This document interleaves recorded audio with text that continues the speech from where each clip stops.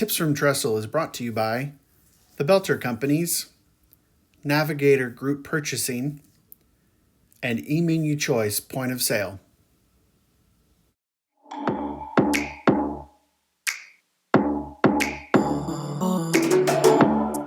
Welcome to Tips from Trestle.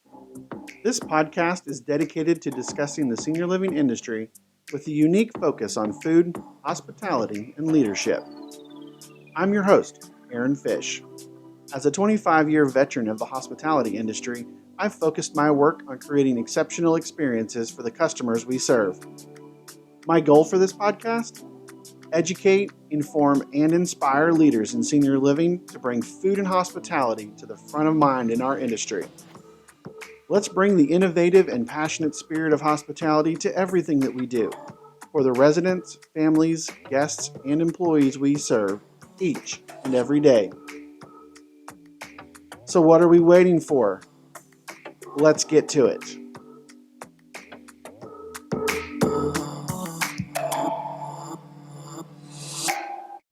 Today on Tips from Trestle, I'm joined by Julie Podewitz. Julie is a senior living sales expert with many years experience and a proven track record. Senior living sales is her passion. She is successful in team building and development, coaching at all levels, including executive, sales and marketing teams, management, and regional and divisional directors.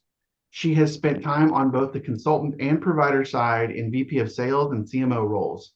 All along, she has kept her foot on the ground, never losing the here and now experience of the customer, the prospects, families, community, executive, and ownership entities she serves. In addition to all of that, she's an accomplished speaker and has presented at such industry conferences as CALA, Argentum, SMASH, TALA, and many other industry associations. She and her team have walked the walk, worked with hundreds of teams, have tracked data to know what works, what to do, and how to do it. Many consider her the go-to resource. She even wrote the book. During her career, Julie has helped her clients see over a $70 million revenue gain due to increased sales and occupancy. Julie, thanks for joining me today on Tips from Trestle. Hi, Aaron. It's great to be here. Thanks for inviting me. Yes, I'm looking forward to this. We got together and talked on your podcast about hospitality and sales. And so I wanted to kind of flip that script, right? We talked about what I thought sales could take from hospitality, but I want to get your view on how hospitality can be supporting sales. We're always talking about sales. It's really important to what we do. But first, I wanted to kind of talk about, from my vantage point, when I try to catch up on industry news, I don't see people, especially in the executive suite, really talking about hospitality, right? Well, kind of what's going on in their communities. We're talking about maybe the bigger picture. And I'm curious as to your thoughts on why that might be, some of the things you've talked with some of your clients about that could be causing that, and just your general impression on that. Mm-hmm. Well, I do have a lot of thoughts on this. First of all, why hasn't there been as much discussion, or when we bring up hospitality, it isn't. It sounds not as I don't want to say it sounds unusual, but it's not the first topic. Only Right. in that when it comes up, it's, hey, let's hire someone from hospitality in the sales world because, they may be, experience focused, right? Right.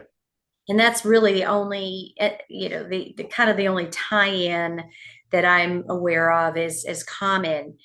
And I think the reason maybe, Aaron, especially in the last handful of years, is that urgency, urgent important with the just keeping the wheel turning, keeping the doors open or closed in the case of COVID, and keeping everyone safe Right. and keeping business afloat, right? So, and the staffing, with staffing concerns and staffing and occupancy being, just neck and neck there with it, the most urgent important.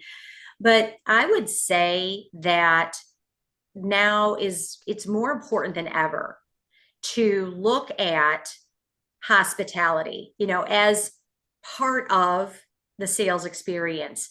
and you're right, everybody's in sales. Sales is Yeah. customer service, right? If you own a yogurt shop, everybody there, whether you're doing the yogurt, you're cleaning up in the back, you own the store, you want your customers to come in because that's what your business is, right? And what we absolutely, from a sales perspective, sell the experience. And with the way that our business is going, right? And we know people are coming to us later and later and later. Acuity is going up, up, up. Meanwhile, the active adult space is booming and will continue to. The independent living, active adult living, we have got to step up our game in hospitality, right? Assisted living and memory care as well.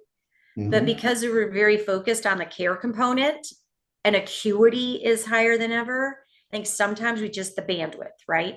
If we get 3 meals a day and snacks and nutrition and some activities, we're good. So I'm really pleased that you kind of open up this conversation, Aaron, because maybe we continue the conversation and it will spread a bit. Yeah, no, I totally agree. And it's interesting. You talk about kind of some of the sectors, independent living and active adult, and how it feels to me, and you can let me know if I'm right in this thinking, that the goal is really to try and push the average age of someone moving in down, right? Because there's a lot of focus on independent living and a lot of focus on active adult. And honestly, from my standpoint, the selling point for those two levels is going to be, what are the services, what's the hospitality being provided in those communities? And so, I think there's a lot of opportunity. Well, I talk a lot about hospitality with a purpose.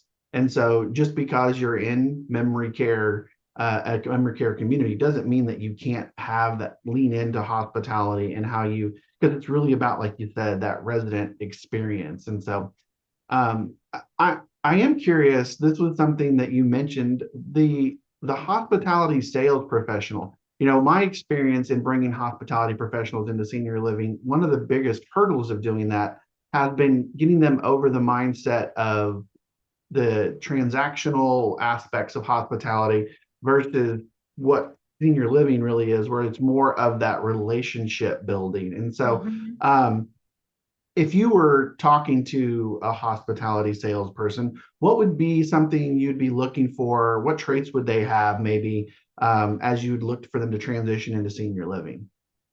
It's a great question. And we do need to lean into many other, businesses and industries to attract talent. And hospitality, there's a lot of synergy there with senior living. What I would look for is somebody who is willing to open their mind and seems to understand that there's, in my opinion, in my experience with sales, there's more difference than there is similarity. And I'll explain. Many in hospitality, and hospitality is such a big umbrella, right? It's experiential. We think of dining, that's part of hospitality. And hospitality, I think a lot of people think of maybe hotels and maybe resorts and things like that. And selling maybe conference space or wedding reception space, party space, or blocks of rooms and things like that. And the biggest difference, Aaron, is that from a sales perspective, when a customer is coming to you for a hospitality, maybe to rent space, to wedding reception, family reunion, party, holiday gathering, what have you, they've decided they're getting married. They've decided they're having a family reunion and they're looking for a venue and they need a place for 20 rooms. We do workshops. We are deciding that we've done the workshop, right? We just have to find out where. Well, our customer has not decided to move. They know they have a problem and they're looking for solutions. Most of the time, they've not decided and they're looking for a community. So that therein lies the biggest challenge, I think, is that our customers we've got two kind of really big decisions to help them Yeah. make: leaving home and which community. So that's where I would say the difference is. And I would say just really embrace, as long as somebody embraces that, and that the sales cycle is probably a little bit longer than they're used Yeah. to, then they'll have success. Yeah. No, I think, I'm listening to you explain those two things, and it's, I mean, perfectly explained, right? Like it's literally the decision of, do I need this or not? Right. That's where it all starts. I think a lot of hospitality salespeople would be wise to take that advice if they're looking to transition. So I'm curious though, let's kind of shift over to senior living sales and marketing directors. When they hear the word hospitality, what are they looking for as part of their sales process? What does that mean to them when it comes to a senior living community? Today, I want to tell you about one of Trestle's senior living partners, Belter. Belter is a food service design, equipment, and supply company that has been providing expert guidance to the food and beverage industry for nearly a century. A strategic partner to the most successful food service operations in the country, Belter provides support in kitchen and bar design, equipment procurement and install, and supplies. Their team of senior living food service experts have experience across the continuum of care. From independent living to skilled nursing and CCRCs, Belter specializes in right-sizing new facilities, modernizing remodels, and providing the right food service equipment and supplies. At Belter, they are committed to creating memorable experiences for their customers and their guests. With their top-notch team and a global network of quality supplier partners, their customer-focused approach is built on a foundation of collaboration and decades of industry experience. So thank you for considering Belter for all of your food service needs. That's a great question, Aaron, and a great topic. In sales, we're really, really excited and proud of our community or our region, or our company. And we are eager to bring residents in to then experience that, right? And if if a salesperson is one of I believe a huge roadblock is that concern is, are we delivering on what I'm selling, right? Yeah. So from a hospitality standpoint, I think we really do need to expand our thinking. It's not just dining. Dining is extremely important. And it's not just 3 meals a day and snacks and hydration. It's the experience. Right. The experience. This is a big, big part of our life. So what's the hospitality around the dining experience? Our families brought in, what kind of special events might be, what kind of options and all of that. And then that engagement piece. Mm-hmm. And I know we were on recently with the Sarah and Kelly talking about that three-legged stool of hospitality, engagement and Yeah. sales, which of course wellness is huge a part of that. So we have been talking about a three-legged stool with wellness. Let's talk about a four-legged stool Yeah. now and add in that. So we're looking for, in an ideal scenario, Aaron, hospitality, dining directors that are leaning in a bit. I know they're overwhelmed, I understand, but really in alignment, the same with engagement, maybe opening the doors a bit. I know some engagement directors personally who have in the past, they don't want prospects coming. These are resident resident events only. And I understand in some cases, Yeah. but if we all kind of leaned in and talked about how can we enhance, and just think of micro change, just what's one little thing we might be doing slightly different to enhance the experience. And just one last thing, really going back to something you said, Aaron, is we need to attract people before they are in dire physical, I broke a hip, right? Yeah. We do want to serve those residents, but we want to attract them before. We want to give them reasons to engage, as we say that in sales. We need to give them reasons Yeah. because they may need us, but they don't want us. We need to get reasons that they want, or at least a tiny bit anyway. Yeah, no, I agree. One of the things I would be curious about your thoughts on is, a lot of times, we're talking to operators who maybe they don't have the super high-end luxury communities, right? They're working maybe in a secondary market or a smaller community, or maybe the price point's just not there for all of the bells and whistles when we think luxury senior living. What would you say to those professionals on, well, I don't have an experience to sell. What do I do there to create that experience, to be able to have something to sell so that way I'm not over promising and under delivering at the end of the day? I love that question. We always have an experience to sell, Aaron. I understand that, yes, some people have the larger budgets, so the bells and the whistles, and so there's definite price points, and making sure that our residents' core needs are met is absolute priority number one, but really building from there. We all can create experience. What means most to us as human beings is feeling seen and heard and connecting with other people. So it's that feeling people get truly, that it's not maybe just the salesperson that's being nice to them, but from a prospect all the way through residency, where we take a minute.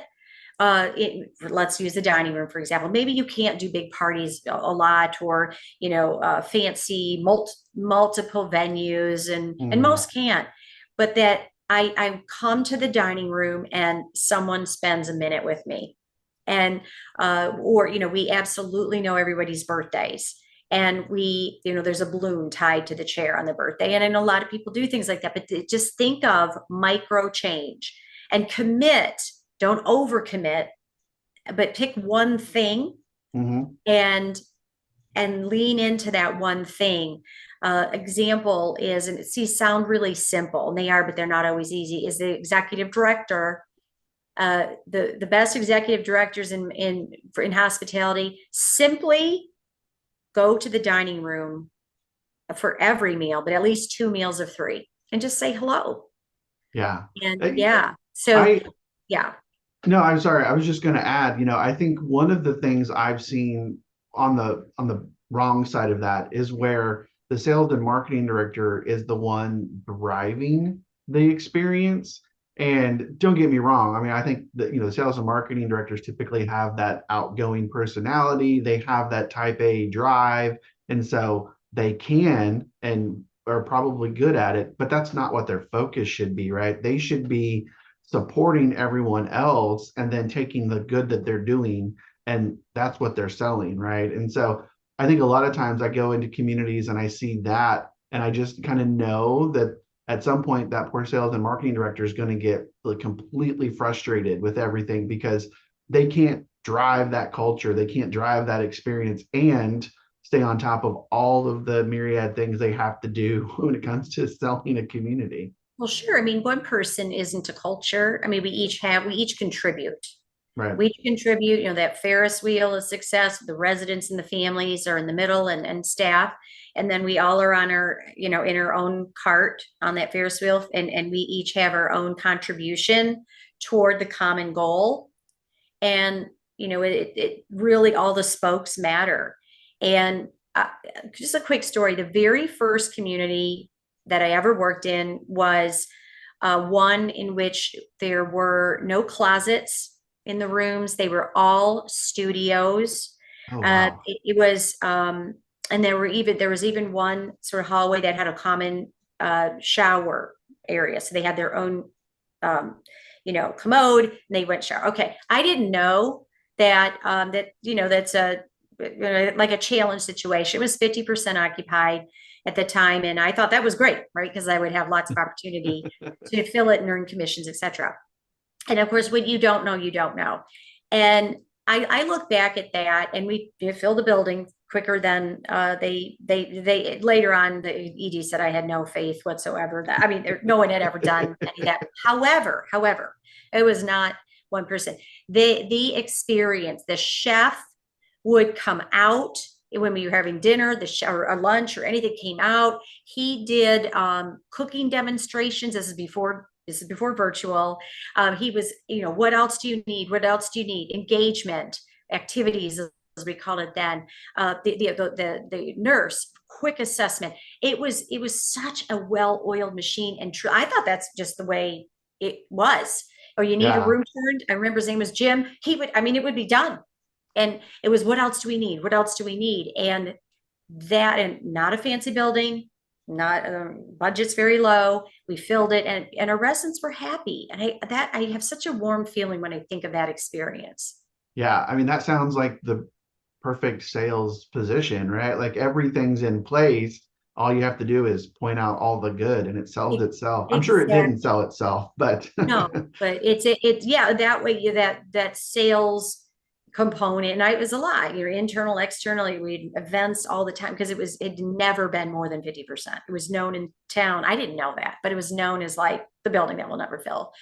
And I mean, had its physical challenges, but it really is. So kind of just going back to your point, you don't have to have a huge budget, but we do have to have a team of, how can we make this happen? We're going to.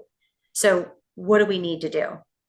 yeah. And I think the other piece of that to point out is I think a lot of times when we have these conversations, everybody starts thinking about, well, this department director and this department director and this department director, and we kind of lose sight of the other 40 to 70 to 100 employees in the community, right? Love it. Those are probably the people that are going to be making the impressions on a daily basis on a tour, just kind of out of sight, out of mind, out of the corner of the eye. And, so from a sales perspective, how can we better engage that, creating that culture with those frontline employees to be able to embrace this?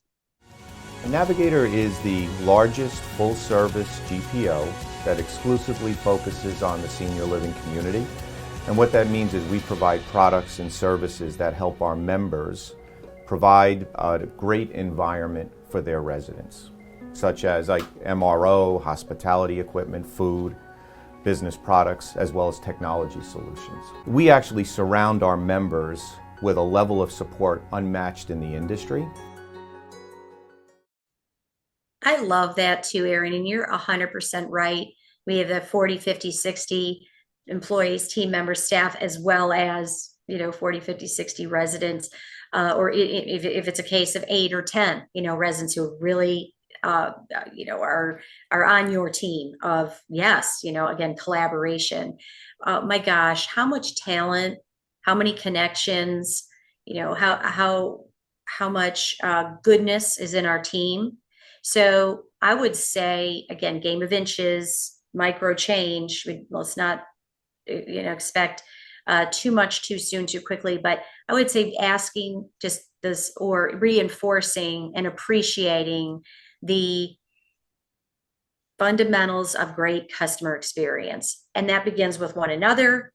Teaching and demonstrating and coaching your values. Whatever your company values are. If it's we listen, listening, stopping when there's a guest in the room, stopping, eye contact, smile. And when I go in, and when I was a sales specialist, and now as a consultant, certainly as a VP of sales, what person do you know on the team, or who would volunteer to ask them, who likes to talk to people, who likes to meet new residents, and bring them on as your backup team, or bring them on as your kind of your staff ambassadors, if you will. And that, again, that collaboration, and we appreciate you. We talk a lot about staffing and why people are reluctant to join a team, why they leave a team. It was in such a competitive market there. Mm-hmm. I know this, you can't do everything all at once, but that simple, like, you're valued, you have something to contribute. Would you like to join, kind of informally join the sales team or the marketing or the hospitality? Would you like to be on our, hospitality think tank team? Yeah. And that way, like you said, then you have 100 evangelists. Yeah, no, and one of the things that I haven't seen a lot of, but I know that I will have mentioned is just giving you talk about the micro change. It's almost like the micro training too, right? Like just teaching somebody the right way to answer a phone, or the 5, 10, 15 rule of, making eye contact and then saying hello, like when you're passing somebody. Those aren't things that come naturally to people, especially on the front line. And so I think spending the time and energy and effort to train them on those things can be really important for sure. 100%. And it's not just the training, right? It's that reinforcement, and Mhm. you don't have to come up with new things all the time. Disney's famous for this. The Ritz-Carlton is famous for this as well, or well known for that 7 points of customer service. Mhm. Ritz-Carlton, there's 7 things, and it's all common sense to the degree that it looks, well, of course you make eye contact, of course you smile. I've never worked there, but I don't know all 7. And Yeah. they worked it every week. They're okay. Today or this week we're really focusing on eye contact, right? And you've Yeah. got to reinforce it until it becomes ingrained. I know there's a fast food chain a lot of people talk about, where it's my pleasure and they're Mhm. smiling and people are. My daughter's 19. She's and we're all in a hiring crisis. She wants to work at this one. This one, the other one will hire. She wants to work at that one. Well, to me, it's all the same. Fast food. No, she wants to work at that one, and they're not hiring yet because they're full, Yeah. like staffed in fast food. So It goes back exactly to what you're saying about, like, they're creating that right culture and they're giving valuable insight and training and in general value to those employees. So as we kind of come towards the end here, I wanted to get a little bit more tactical. And for the food and beverage directors, chefs, hospitality managers that are listening, what would be some tips or some things that you would recommend that maybe they focus on or get a little bit better at to better support the sales process? I think, because we've talked about that this is all a team effort. So what can they do to help with that? like you said, micro change. So think of maybe one thing and do it and do it well until it's part of the culture and experience, and then maybe add things as simple as, when guests are coming to your community, that we have the beverage and it's presented to them. I know a little mini fridge in the discovery room is okay, and that's a step forward. But Mhm. what is the experience like when it's brought in, and it doesn't have to be necessarily the director, the chef, but a team member and a snack, and it's presented. It's our pleasure. It'd be great if sales, we collaborate on at stand up, instead of saying, "Oh, I have a tour at 10." We say Sheila and her daughter are coming in, Julie, and Sheila loves Diet Coke with lemon, not Coke Zero, Diet Coke with a fresh lemon. And, we're going to make sure we have that, right? Oh, and no Yeah. ice, no ice. And she's diabetic. So a fruit plate, right? Or little fruit cup. So that is something that I believe it should be happening and is doable. And chefs, dining, all and engagement, hospitality, there's so much talent Mhm. there, and you've talked about this, Aaron, right? That let's lean into their talents and skills. And what do chefs in this case like to do? Right. And they Yeah. all, I mean, gosh, they're so talented. So is it a signature dish, a signature dessert? Is it virtual? I love the cooking demos. Yeah. And we talked about this, a virtual cooking demo, a live cooking demo. Uh, I've never like chefs, just faces light up when they're allowed to show off Mhm. their skills and talents. And it doesn't have to be a big party every time because we're all overwhelmed. Yeah. But um, Well, what about the idea of taking a chef and bringing them with you on outreach? oh, your mindset, I love your mindset, and just I think the more we all just lean in and empathize with one another of what our roles are and how kind of overwhelmed we all are. But in spite of all that, we're either going to do this or we're not going to do it. So let's do it.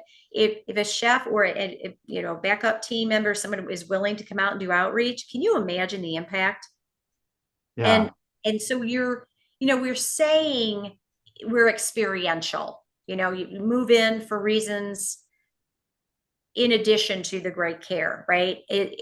imagine that if you're telling that story by demonstrating that your chef's out. You mentioned this too, that same community, they had a local cook-off, and it was chefs from all restaurants. And this, he happened to be a gentleman from an assisted living facility, and he won that cook-off. And it was a ton. It was a fundraiser. It was not held at our community. I registered him. He said he would do it. It was on a Sunday. It was 20 miles away. I mean, it's so, again, that's a big change. I mean, that's big.